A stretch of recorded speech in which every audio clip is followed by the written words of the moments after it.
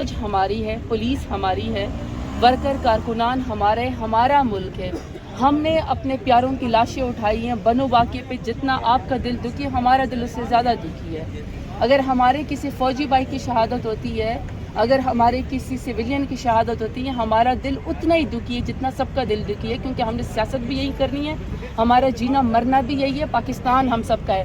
ہاں، جو یہ حکومت جیسے آج خواجہ آصف نے یہاں بیان دیے، چونکہ اتنی نالائق حکومت ہے، اتنی نکمی حکومت ہے، فارم 47 کی حکومت ہے، اپنی ذمہ داریاں نبھاتی نہیں ہے، تو ذمہ داریاں نبھانے کے بجائے کہ اصل حقائق بتایا جائے کہ بی ایل اے سے کس طرح انہوں نے نمٹنا ہے، بتایا جائے کہ دہشت گردی کے ناسور سے کیسے نمٹنا ہے۔ پہلی کی پہلی ان کو ایک سٹیٹمنٹ مل جاتی، شکست کا باپ مل جاتا ہے کہ سوشل میڈیا پہ کسی طریقے سے بات ڈالی جائے۔ بھئی سوشل میڈیا پہ اگر کوئی نوجوان آپ سے سوال کرتا ہے تو اس کو سوال کو جواب دیں۔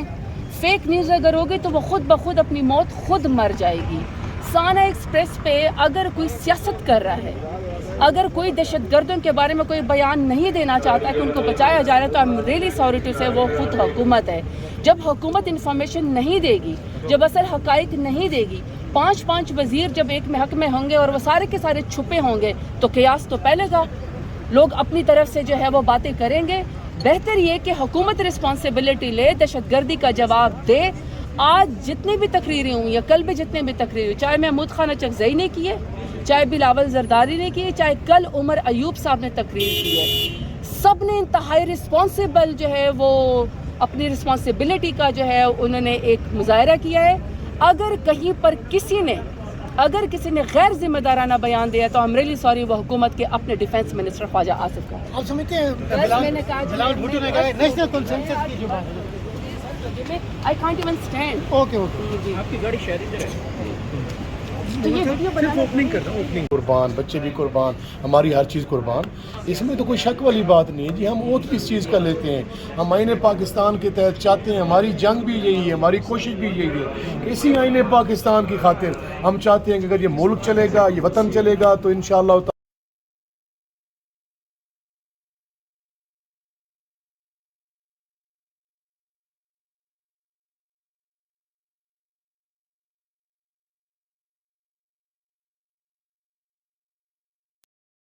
تقریر کی، آپ کہاں پہ تھے؟ آج آپ کی کمی محسوس ہو رہی تھی پوری قوم کو؟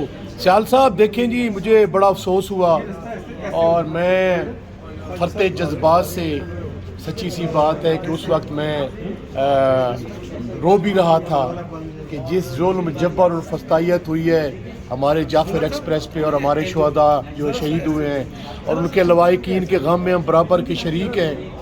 لیکن مجھے حیرانی ہوئی جب خواجہ جیسے ایک سینئر لوگ، ایک پرانے پارلیمنٹیرین یہاں پہ آ کے سیاسی مسخری کا استعمال کرتے ہیں اور رنگیلا بازی کر کے جو ہے وہ، میں سمجھتا ہوں کہ پارلیمان کو جو ہے اس کی شان کو، پارلیمان کی کریڈیبلٹی کو کم کرتے ہیں۔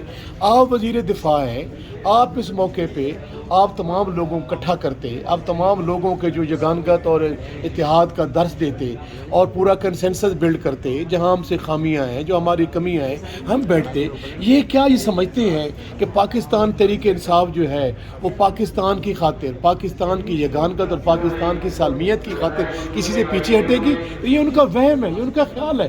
یہ میں سمجھتا ہوں کہ یہ جو ہے یہ غلطی کر رہے ہیں اور اپنی غلطی کا ازالہ کرنا چاہیے، اور مجھے ان کا بڑا دل کرنا چاہیے اور ان کو جو ہے وہ اپنی اس کوتاہی کا اور اپنی نیگلیجنس کا مظاہرہ کرتے ہوئے فراخ دلی سے استعفیٰ دے دینا چاہیے۔ بجائے اس کے کہ حکومت اس کے اوپر انویسٹیگیشن یا کوئی ایسی چیز بناتی، JIT بناتی اس واقعے کے اوپر، وہ خود آپ لوگوں کو کہہ رہے ہیں کہ پاکستان تحریک انصاف کا بیانیہ اور انڈین میڈیا کا بیانیہ ایک جیسا ہے۔ دیکھیں جی، ہمارا بیانیہ بڑا واضح اور دو ٹوک ہے۔ وہ ہمارا بیانیہ یہ ہے کہ ہم چاہتے ہیں کہ یہ ملک آئین اور قانون کے مطابق چلے۔ ہم یہ چاہتے ہیں کہ یہاں پہ قانون کی عملداری ہو اور آئین پاکستان جو ہے وہ سب سے سپریم ہے۔ ہم چاہتے ہیں کہ آزاد عدلیہ ہو، ہم چاہتے ہیں کہ سول لبرٹیز ہو، ہم چاہتے ہیں کہ جس بھی میرا ادارہ ہے، تمام ادارے میرے ہیں، میرے لیے قابل احترام ہے، فوج بھی میری فوج ہے، یہ عدلیہ بھی میری عدلیہ ہے, یہ ہماری ایگزیکٹو ہماری ہے, یہ پارلیمان ہماری ہے. ہم یہ چاہتے ہیں جی کہ یہ جو اگر آپ اس ملک کو اس آئین کے مطابق نہیں چلائیں گے یا اپنے سفیرز میں کام نہیں کریں گے تو یہ پاکستان ترقی کیسے کرے گا. یہ لوگ یہ چاہتے ہیں شاید کہ ہم جو آئینی کردار ہے ہم چھوڑ دیں, جو ہمارا پارلیمان کا کردار ہے کوئی اور آ کے سنبھالے, جو ہمارا عدلیہ کا کردار ہے کوئی اور آ کے سنبھالے. تو یہ کیسے ہو سکتا ہے؟ اگر آج آپ کو خواجہ آصف کے خلاف چاہے ISI ہو چاہے آرمی ہو, وہ اس کا فیلئر ہے.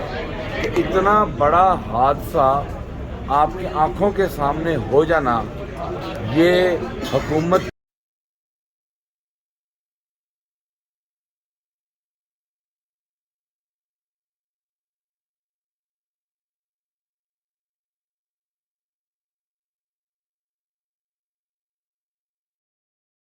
کتنا نقصان ہوا, کتنی شہادتیں ہوئیں, کیوں ہوئی, اس کی بنیادی وجہ کیا بنی.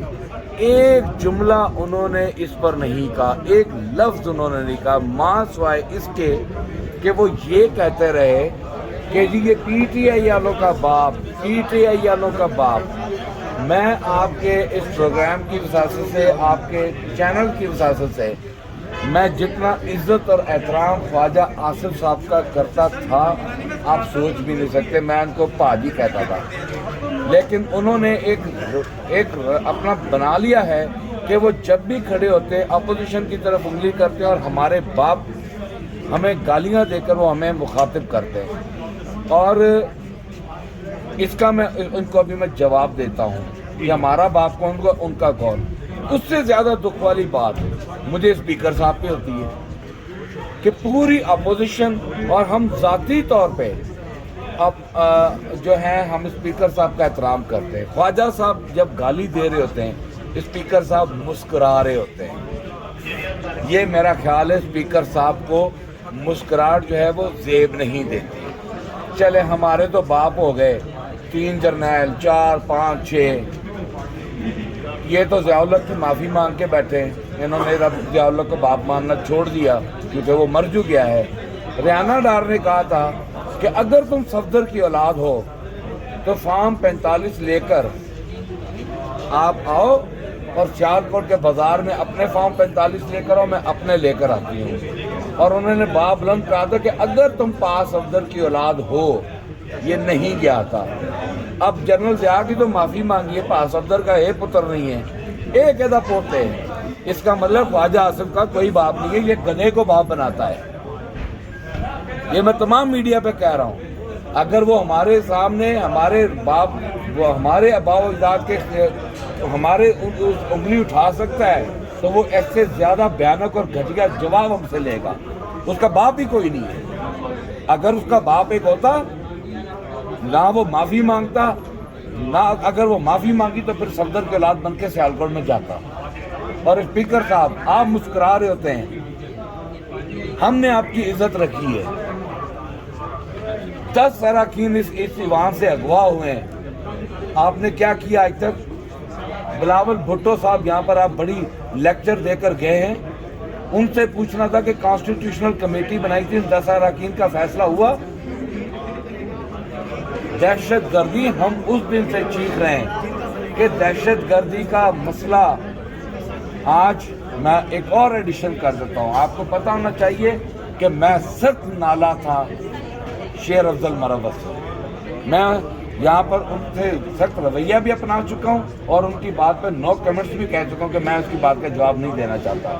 لیکن جو آج اس نے تقریر کی ہے, آپ یقین کریں کہ میں سمجھتا ہوں کہ شیر افضل مروت نے ایک پارلیمنٹیرین ہونے کا حق ادا کر دیا. یہ دہشت گردی کیوں نہیں ایڈریس ہو رہی؟ لہذا میں سمجھتا ہوں کہ خواجہ آصف صاحب نے کوئی تیر نہیں مارا, وہ اپنی عادت سے مجبور تھے. اب وہ ایک انگلی کھڑی کریں گے, ہم 4 انگلیوں سے اس کے باپ بتائیں گے کہ تمہارا باپ ہے کون. Thank you.